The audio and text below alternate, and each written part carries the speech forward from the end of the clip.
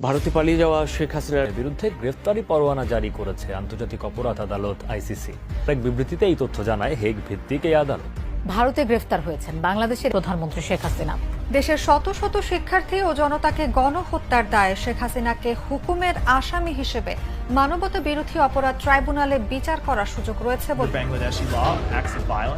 এবার শেখ হাসিনার ভিসা বাতিল করেছে খোদ যুক্তরাষ্ট্র। এর আগে যুক্তরাজ্যে রাজনৈতিক আশ্রয় নেওয়ার ইচ্ছা থাকলেও তাকে আশ্রয় দিতে ইচ্ছুক নয় বলে জানায় দেশটি। এতে করে পৃথিবীর শক্তিধর দুই রাষ্ট্রই শেখ হাসিনাকে গ্রহণে অস্বীকৃতির বিষয়টি নিশ্চিত হলো।